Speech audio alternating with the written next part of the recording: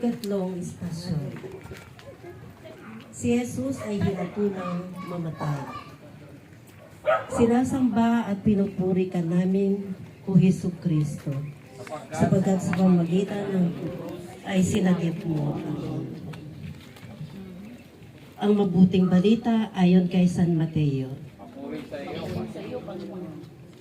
Tuwing pista ng Paskwa, kinaugalian ng gobernador ang magpalaya ng isang bilanggo, sino mang mahiling ng taong bayan. Noon ay may isang kilalang bilanggo na nagngangalang Barabas. Kaya nang magkatipon ang mga tao, tinanong sila ni Pilato, "Sino ang ibig ninyong palayain ko? Si Barabas o si Jesus na tinatawag na Kristo?"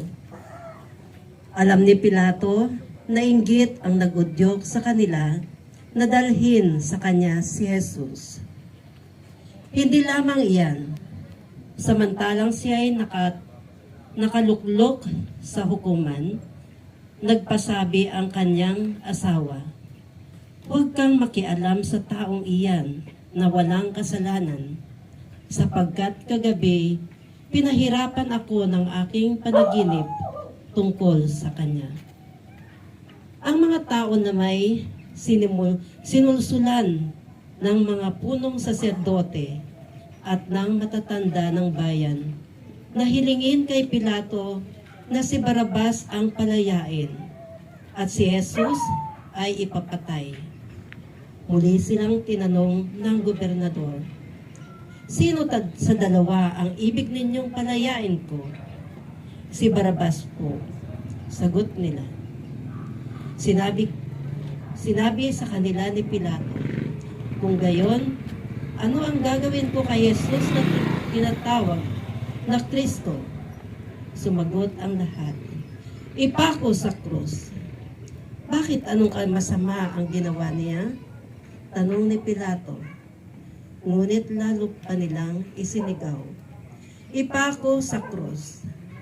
Nang makita ni Pilato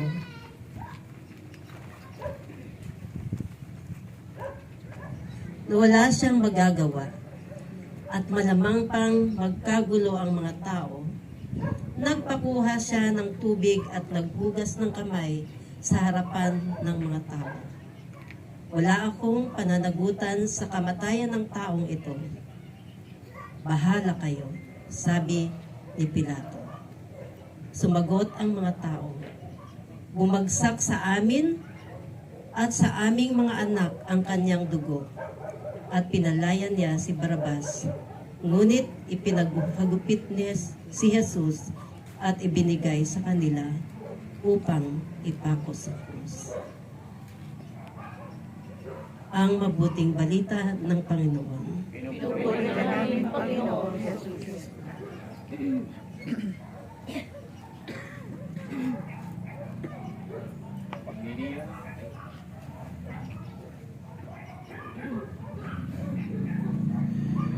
Pagninilay, ang tao ay mabilis humatol sa kapwa.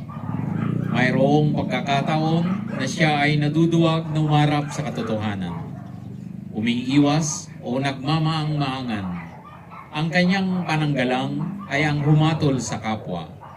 Humatol siya ayon sa panlabas na anyo at hindi sa puso. Marami ang napapahamak sa maling paghusga. Nangyari ito kay Kristo. Uulitin ba natin sa ating kapwa-tao?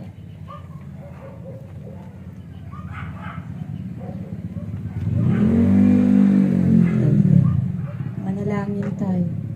Hinatulan ka ng kamatayan, datapwat wala kang kasalanan.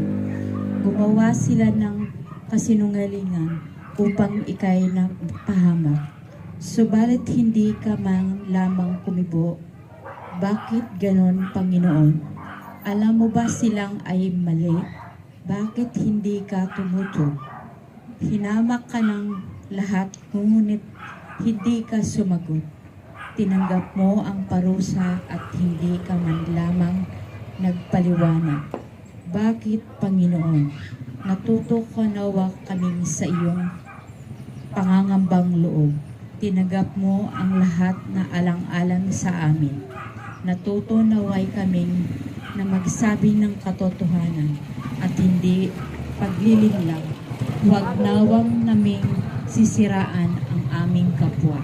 Tanggapin nawa namin ang lahat ng tao na iyong larawan at dapat naming igalang at mahalin. Luwalhati sa Ama at sa Anak at sa Espiritu Santo. Basta walang hanggan siya.